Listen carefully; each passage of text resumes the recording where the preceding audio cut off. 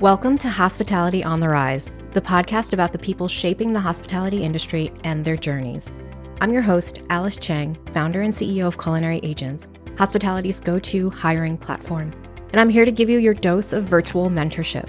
Here, we'll be sharing the stories, lessons learned, and advice from hospitality leaders who've carved out their own path to success. After all, this industry is where many get their start and go on to do incredible things. Whether you're a pro, starting out, or just love the hustle, this podcast highlights what makes hospitality extraordinary: the people. I'm so excited. Today, we've got Chef Dan Kluger, whom I've known for over a decade, at least. He's a chef and owner at Hardscrabble Hospitality, which includes award-winning places such as Loring Place and Greywind.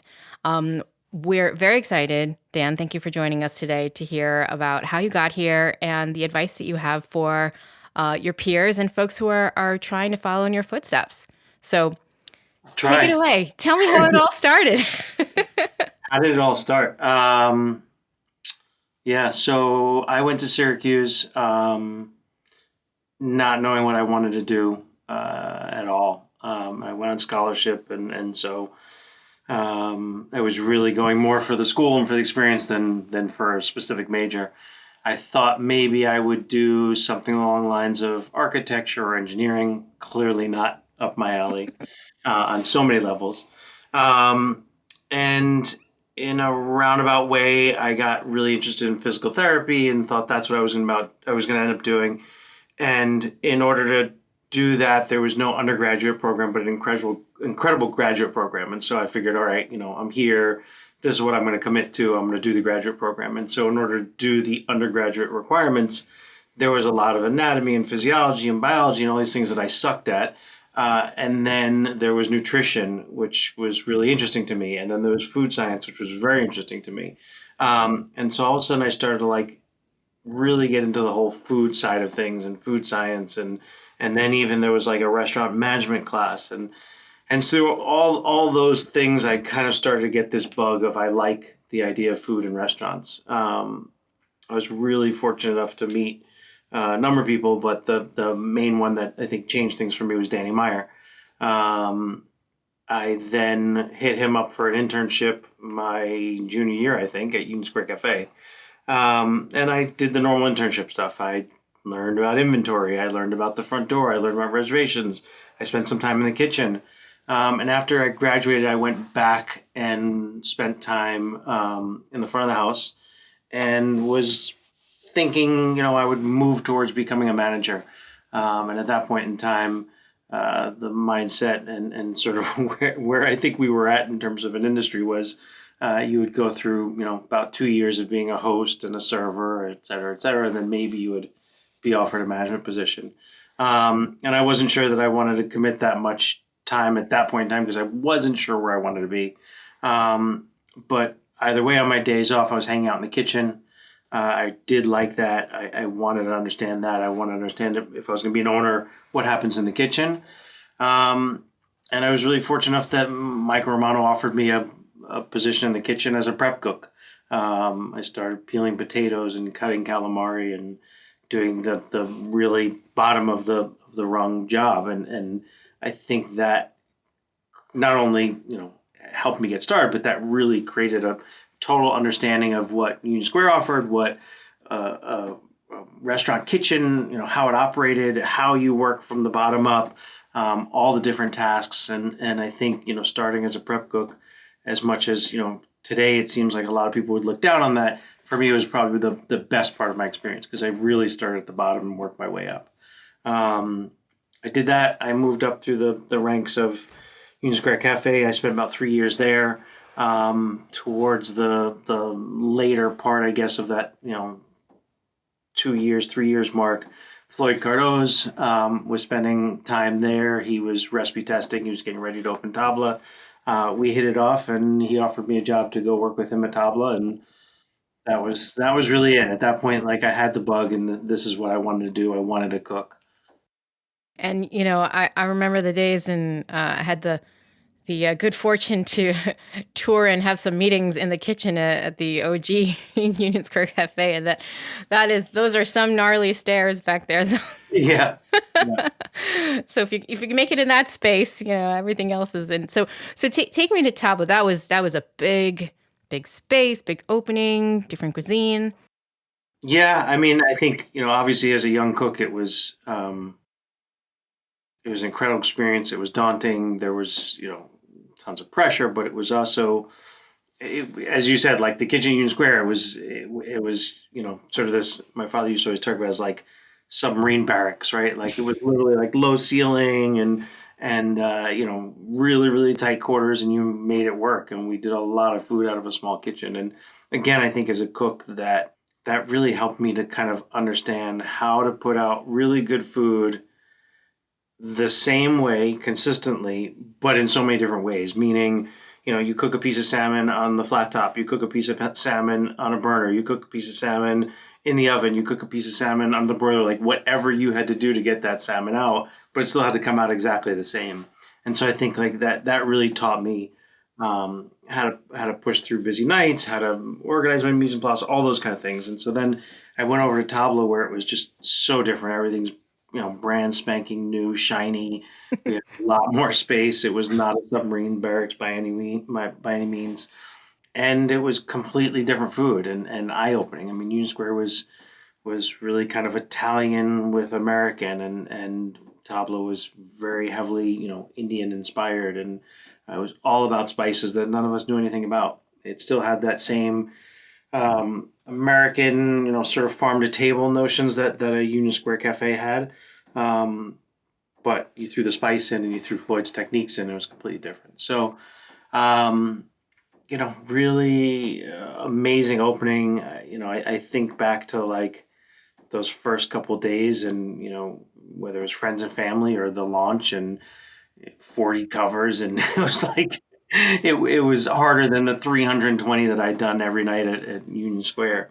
And it taught me a lot about food, taught me a lot about cooking. And then I think Floyd and his incredible demeanor and mannerism taught me a lot about kindness and empathy and how to manage people.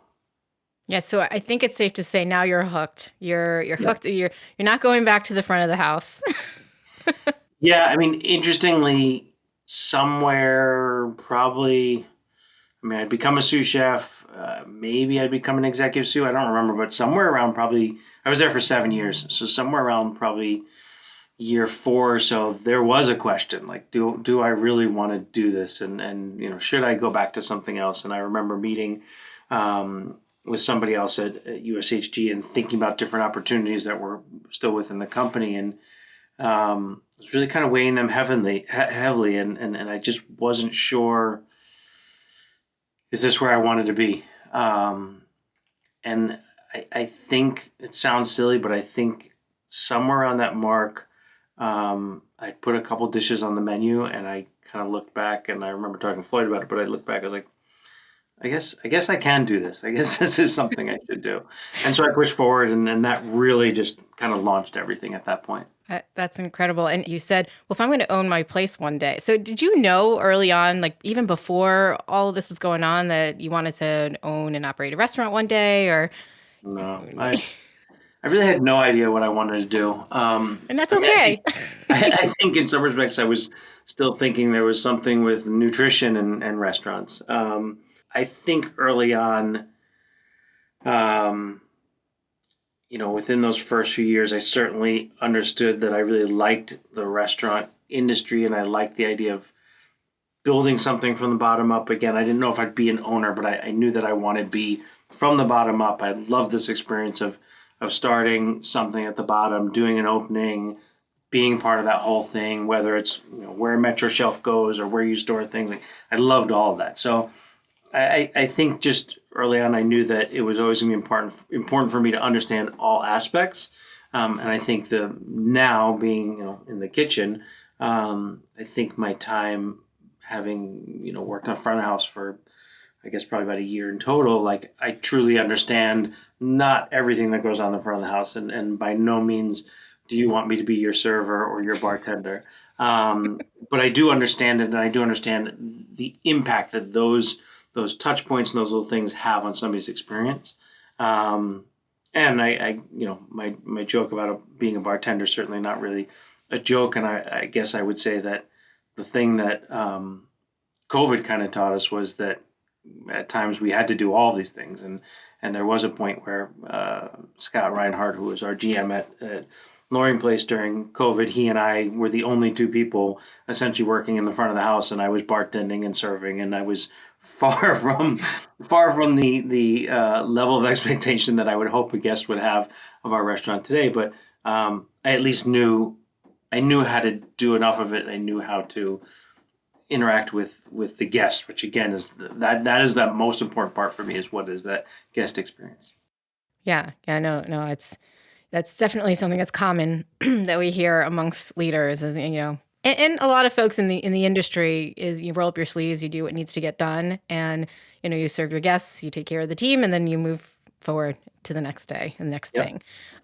So it's been over a decade since you've been in a leadership position, right? But you still had many more experiences before you went off and did your own thing. So take me to the next. I see here, executive chef for Core Club. Yeah. So, I mean, my first real, it was the CDC at Tabla back in, I guess somewhere around 2002, 2003. So I definitely was, really making that move into upper management and leadership at that point. And after being there for 7 years, it wasn't like it happened overnight, Correct. And so, Floyd and I had discussed it was time to move on, and kind of looking at a couple different opportunities, and he had bumped into Tom Colicchio, and Tom said, "Tell him to come see me." And I met with Tom, and he had three things at that point in time, and one was he was consulting on the Core Club, which was a private membership club here in the city, and this was an executive chef opportunity. And so to go to make that jump from CDC to executive chef, and again be part of an opening, and really have to do everything on my own, from setting up a kitchen to designing a menu to building a team and training and all those things, but knowing that I had a little bit of support from somebody as incredible as Tom Colicchio was kind of like the no-brainer for me. So I think that was 2005. I did that for 4.5 years. And again, opened that, built that into something that I was incredibly proud of. And I think, private clubs, they're definitely more popular today than they were then. They're making their mark for sure in major cities. They are making their mark. And I think the founder of the Core Club, Jenny Saunders, was really incredible, both as somebody to work with and learn from, but truly inspiring in terms of what she was trying to create and what the Core Club was going to be. And from the food perspective, the fact that Colicchio hired me, and we were very much aligned in American food, really supporting those local ingredients, the American ingredients, and then doing the little flourishes of whether it's something French or something Asian, like that. That's how we were cooking. But that the underlying theme was that we were going to create a really good restaurant, and it was not a country club by any means. And so I think in some respects that kind of helped set that groundwork for a lot of the clubs today that are very food centric, and they're not, not to knock a country club, but what people think of, at least back at that point, this is 2005, people thought of a country club. It's going to be club sandwiches and roast beef and things like that. And this was nothing like that. I mean, this was the same kind of food that you would have gotten at a craft or at a Gramercy Tavern or Tabla, whatever it was, but now in your private club setting. So I did that for about 4.5 years, and it really opened my eyes to management. It created some incredible friendships and relationships that I still have today. But was, really kind of at that point looking to do something different and wanted to get back into the public eye, so to speak, and back into a public restaurant. I think the hardest part was being able to say, or not being able to say to a friend, come and eat dinner, right? Like they couldn't do it. And I basically, I guess as the story goes, I was at the farmer's market in Union Square in Union Square. I was shopping at Buried Treasures, which was Franca.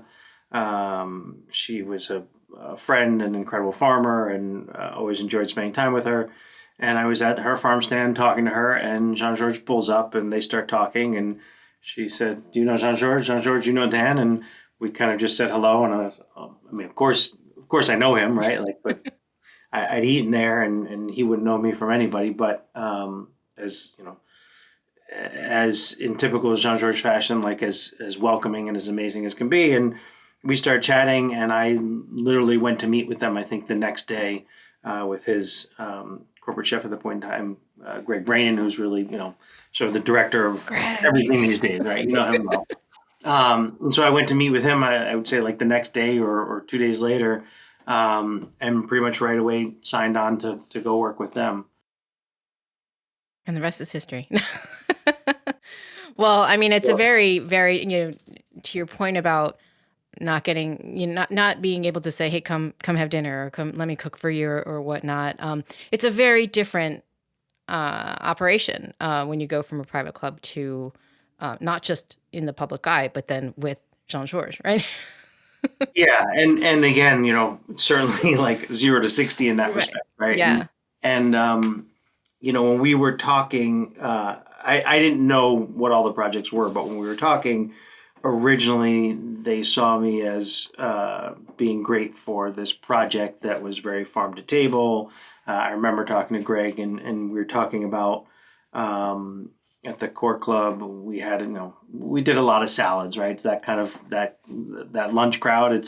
They want their big salads, right? And so we did a whole bunch of salads, and I remember saying something about we were buying our chickens for the salads from Four Story Hill Farm, which is an incredible farm in Honesdale, Pennsylvania, and at that point in time, like everybody knew Four Story, and everybody wanted to use their stuff. But this was like we were using something that today would be $12 a pound chicken or something, like for chicken salad, like that would be unheard of. And he was like, "That's what you're using?" And I said, "Yeah, that's what we use." And then we started talking more about the farms and different things. And I think the fact that they knew I was so adamant about these small farms and using these products, they had seen me for this project, which was kind of what I was signing on for. And then that, I guess, kind of didn't happen.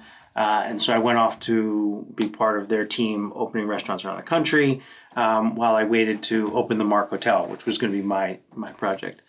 We got the Mark Hotel open for room service in December of, I think it was 2009. And they came to me right around then and said, this other project that we had been thinking about you for is now happening, and we think it'd be great for you. It's going to be in the ABC Home building, and it's going to be a farm to table kind of restaurant. It's like, done, great. I'm ready. That's right up my alley. And so I moved. We made a bunch of swaps, and I moved over to do that. And I think in reality, we all just thought we were creating a great restaurant that was going to be this sort of farm to table, really fun, seasonal, simple, great food, with no idea of what it would become for any of us. It's become sort of a brand for them. It really helped, put me in the limelight. It really helped me be in an incredible position within his organization, in that they saw value, they trusted me. I had an incredible relationship with them. I'm like beyond enamored by the work that Greg Brainin does. And so I was like, it was just incredible for me as an opportunity. It was like all I wanted to do was give to it, and it kept giving back to me. So really incredible opportunity, and I did that for, again, about 4.5, 5 years. At which point, we had opened Cocina. We were going to be opening, I think, V. They were doing the In a Pound Ridge. And obviously in typical JG fashion, he had a ton of projects going on. And, I thought, like, do I continue on that road and do something with them, or do I now that this bug is like really turned into something and I know I want to do it, do I now push forward and try and do my own thing? And that was really the impetus for moving on and branching out to do my own thing. And I really wanted, I think, as I said earlier, like I liked from the ground up, I liked doing everything, but I also really liked this idea of being able to design something from the ground up, right? Take a blank slate and choose everything from the lights to the doors to the paint color to the fabrics, et cetera, et cetera, et cetera. And so that was it. And so I moved on to do that, and there's really no looking back at this point. I love it. And that's such a big tipping point. And one of the things, because we have this podcast largely to grab kind of the snippets of advice and lessons learned from you and our guests here. Oftentimes when people say, they go open their own thing, the question is, well, how do you even do that? Right. I feel like that could be something very daunting. Obviously, you've had so much experience leading kitchens and essentially working in places as if they were your own. So you're exposed to everything, how things go. But then is it like you just go look for a space, you connect with the lawyer? I mean, I'm curious too, actually.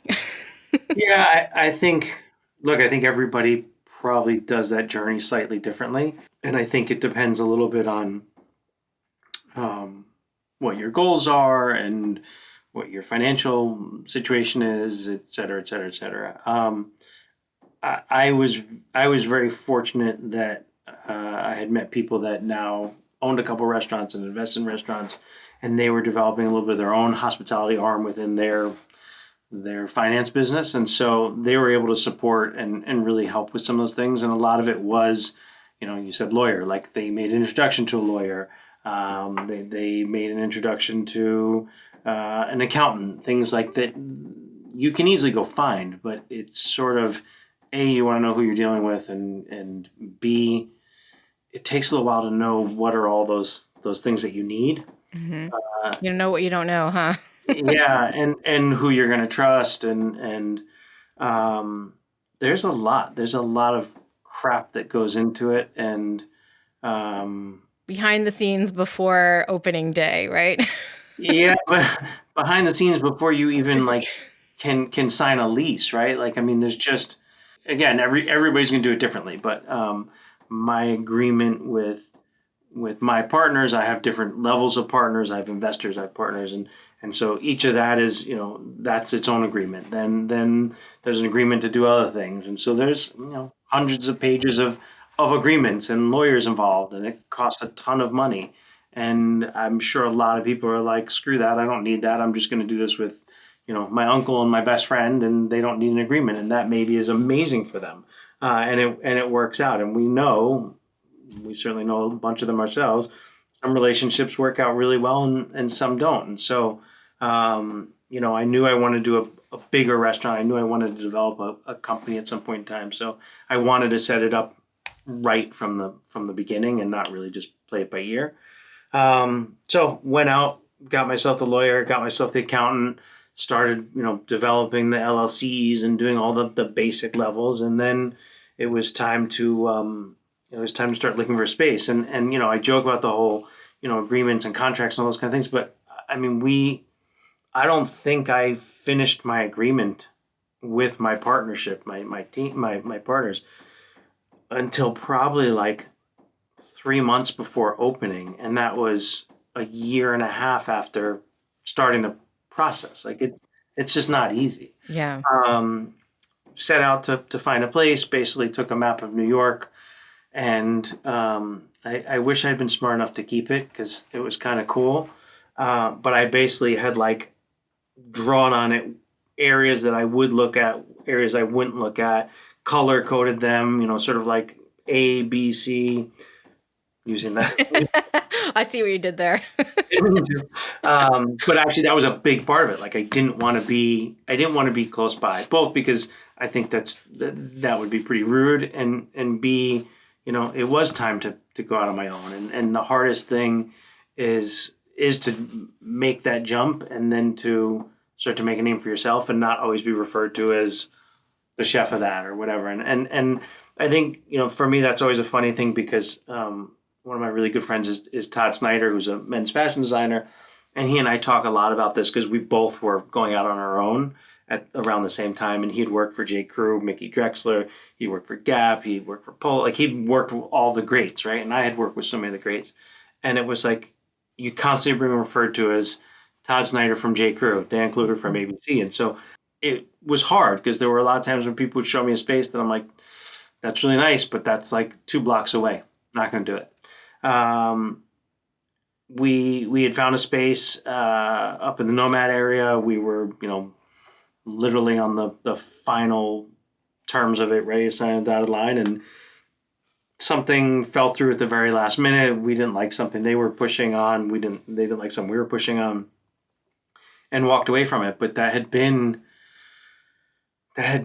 probably 4 or 5 months of that process, right? I mean, again, it just takes forever.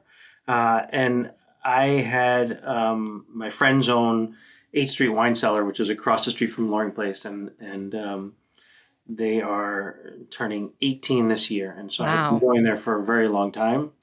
And I had seen what is now Loring Place many a time, but in different carnations. And when I saw it up for rent, we had looked at it and we liked it, but not everybody was fully on board. And 8th Street is like, it was kind of a cursed street at that point in time. I'm sure you know Akhtar. Akhtar definitely didn't like 8th Street. A number of other people didn't like 8th Street. So I was hesitant. And then when the other place fell through, the space on 8th Street had also been taken. So we were back to the drawing board, and I was on vacation, and my friends who own Wine Cellar called me up and said, hey, it's up for rent again. You should reach out. And I reached out, and literally, 3 days later, we started the paperwork and started moving forward with it. Again, you go back to the trials and tribulations of doing your own thing and trying to find the right people to work with. Hindsight's 2020. I think I certainly am happy with what we chose and where we are in terms of location and what it means. But in hindsight, had I known everything I know today, probably would not have chosen the space, mainly because it needed so much work that that really put us behind the 8 ball from day one. And there's really it becomes so hard to ever make up that expense and that cost, and so then it makes it for it makes for a much harder day-to-day operation when you're constantly thinking about what you owe and trying to make up for the huge expense of building the space out. So You're probably describing a lot of, the day-to-day thought processes of a lot of restaurant owners and operators across the U.S. And I think that is that's probably something that at a macro level is unfortunately a common theme amongst restaurant owners. yeah, I mean, look, a gorgeous restaurant head to toe is a gorgeous restaurant, and we all love them. I think ultimately, for what I want to bring as an experience and as food to a guest, and again, hindsight is 2020, but I think probably should have approached the space and the overall concept a little more with the mindset of if anybody's looking up, we've done something wrong. So let's keep everything at eye level, and let's spend the money at eye level. And we should have had open ceilings and not worry about ductwork showing and all the kind of things that, again, people don't realize. But you spend 3, 4, 5 million on building something out, and you look at it at the end of it, and $1 million of that is the stuff that you and I will actually notice. Everything else was mechanicals, redoing plumbing, putting in air conditioning, things that are very, very important, but they don't make for your experience. And so I think, again, hindsight, I think trying to, had I understood more of that today, I think trying to balance that out a little more than I did would have probably changed things for me. Yeah, well, I mean that's great advice. And thank you for sharing. But I will say we're almost a decade. It's been open for almost a decade. And personally, obviously your viewpoint is different from someone who's outside looking in. I've had many a celebration, a random brunch, a walk-in. I enjoyed COVID outside dining there. And so, from the outside looking in, you're doing great. You're awesome. Don't be so hard on yourself. That is the perfect example. And you brought up other restaurants, and I think again, it's sort of the Instagram life, right? Like outside looking in, everything looks great.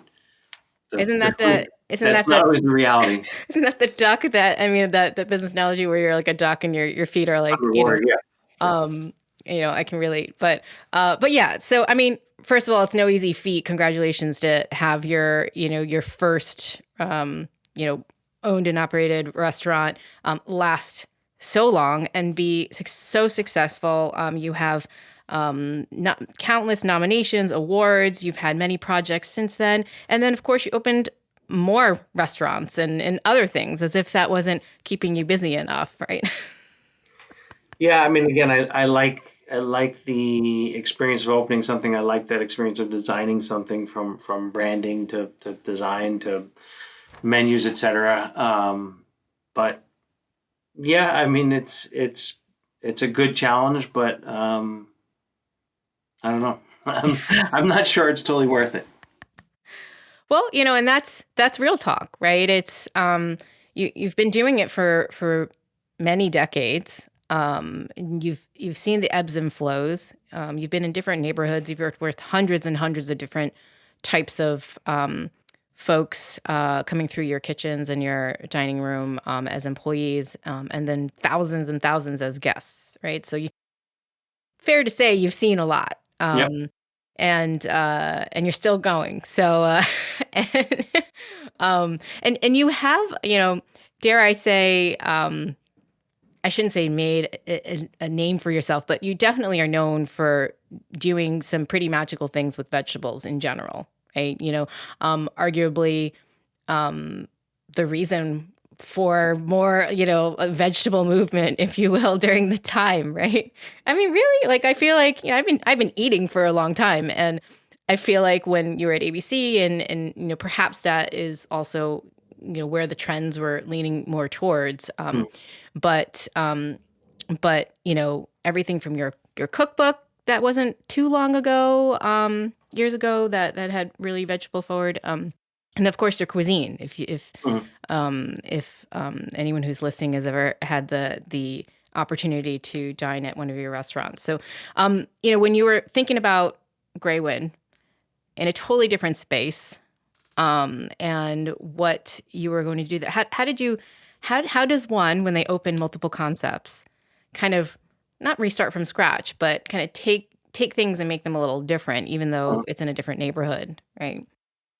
I think, it depends a little bit on the situation. I think some people have a concept and they go out to build that concept. For me, it's sort of been the opposite in terms of I have an opportunity and I want to put something into that opportunity, and so then I look at how do I like to cook, what do I want to do, what do I think is going to work right in this space, and kind of go from there.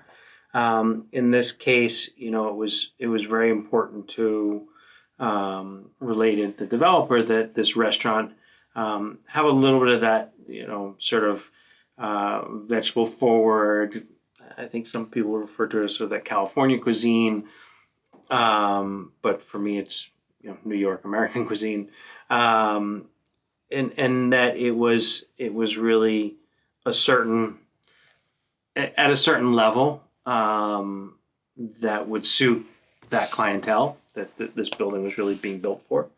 And so I guess like at that point in time, we had opened Penny Bridge, which was in Long Island City, which I absolutely love and am so proud of, but bad timing, obviously. And that restaurant was meant to be a fun play on American comfort food and diner food. And so, we took We took things that people know, like mozzarella sticks, and we tried to make the best mozzarella sticks we could possibly make. We took things like wings and tried to make the best wings we could make. And then we took other things like meatloaf and made some that was not at all meatloaf. I mean, it was a gorgeous steak, but it was very much inspired by like my father's meatloaf. And so everything's always for me, has some kind of story to it of why I would want to do it. Loring Place was very much about vegetables and the wood burning grill and really approachable things, pizzas, pastas, salads, all things that you know I like to cook. And so then when we start talking about Greywind, it was like, okay, we've sort of run the gamut now of there's a broccoli salad at Loring Place that is literally grilled broccoli and So good. it's vinaigrette, right? And then Pennybridge was more about a vegetable salad, which had broccoli and asparagus and sugar snaps or whatever, right? And it was not one specific thing. And so then when we got to Greywind, it was kind of let's go back to sort of what Loring Place represents in terms of an ingredient and really have even more fun with that single ingredient. And so I think a great example of that would be something like the sugar snap pea salad that we had done in the spring, which is like, sounds corny, but like it's more of a celebration of sugar snaps, right? It's like roasted sugar snaps, it's blanched sugar snaps, it was charred sugar snaps. Some are cut, some are whole, and then it's like a really amazing vinaigrette. And so, it's like so that when you get the salad, you're having sugar snaps 3 different ways in one bite. And so that kind of became the theme of Greywind. And then, of course, as usual, like some kind of nod to this nostalgia. We opened with a Cheez-It, this, large Cheez-It, and for me it was kind of like I love Cheez-Its, I love cheesy bread, I love breadsticks with cheese, and how do we make our version? And again, we kind of like we always are talking about something that's nostalgic to us as what we liked as children or something of that sort. And so we were kind of drawn to the Cheez-Its. That became our thing. And so we try and find something that's a mix between really, really noticeable, nostalgic. There's a sundae that's like a play on a huge ice cream sundae with a waffle cone that we would have had as kids, for a special treat.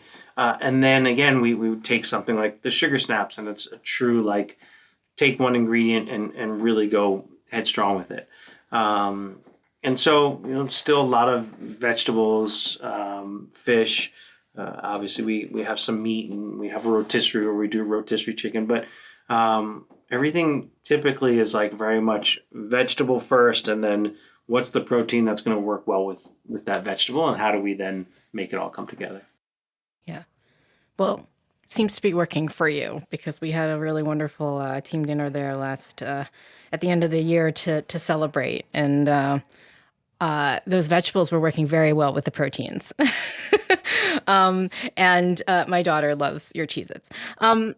So as we kind of start winding down here, before we get to the quick fire questions, I have a couple that are a little bit more, looking backwards. Is there anything that you would go back and say yes to? Was there an opportunity or I should say, or it's something that you would go back and say no to? But I'm more interested in what you would have said yes to. I don't know off the top of my head. I know there's been opportunities that I've said no to, and now I look and I'm like, oh, so-and-so is doing that. I wish I had done that. And I won't really say what they are because that wouldn't be fair to developers, et cetera. But there have been a few that I was like, I think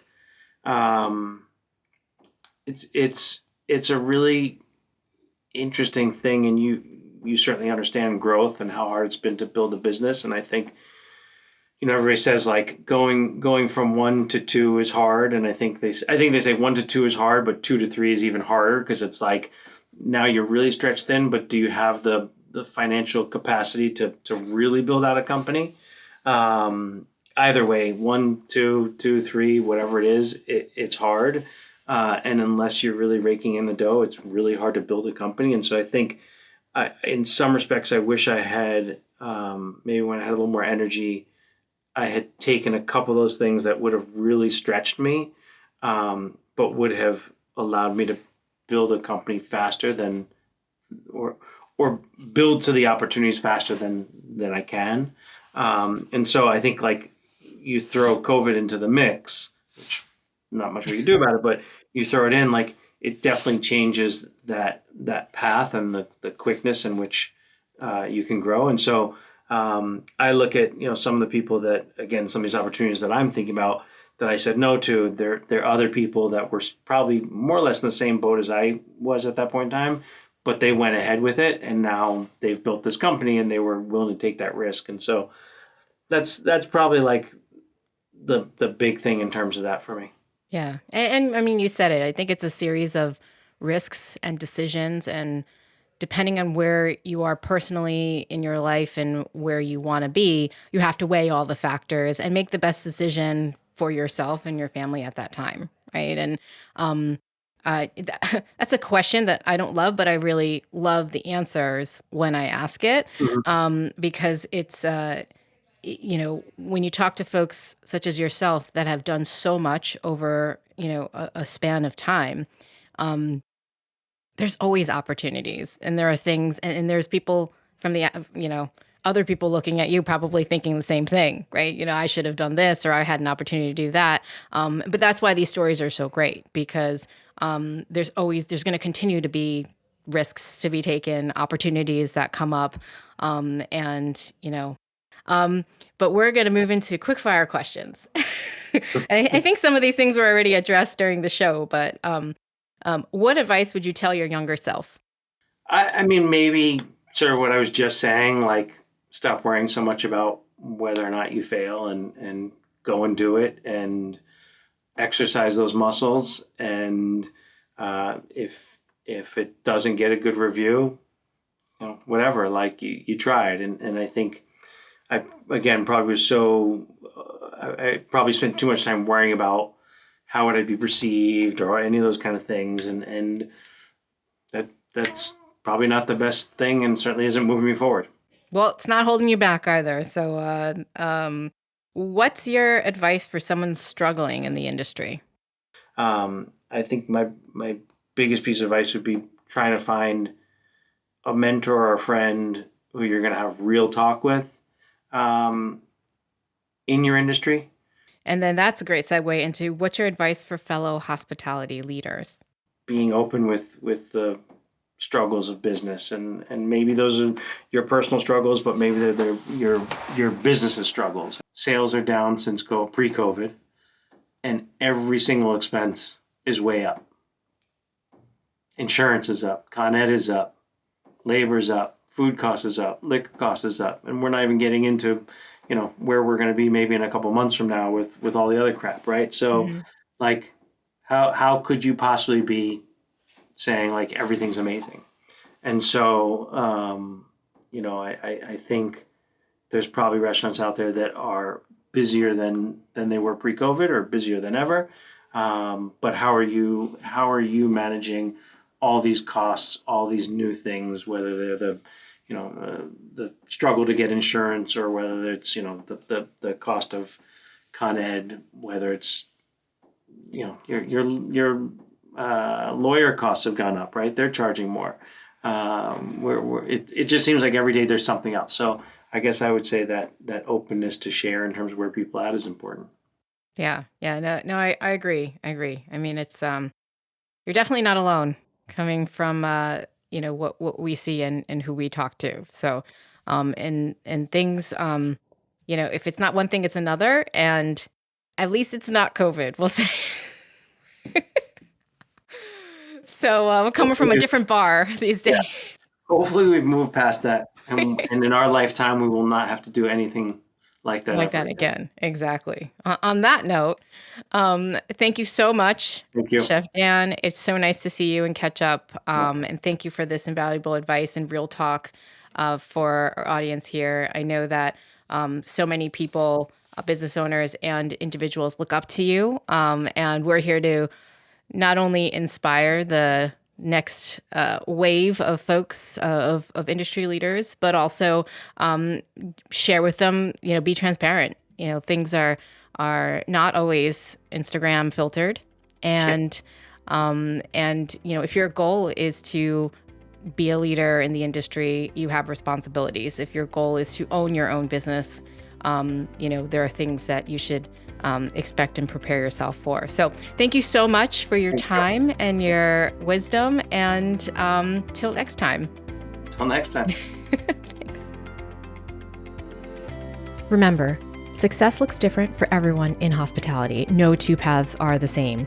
If you have a leader or a topic you want to hear about, email media@culinaryagents.com. Hospitality on the Rise is brought to you by Culinary Agents, connecting top talent with employers since 2012. Whether you're hiring or looking for your next opportunity, join us at culinaryagents.com. For more inspiration, subscribe to Hospitality on the Rise and visit hospitalitycareerpaths.com, a free platform by Culinary Agents. Until next time, keep rising.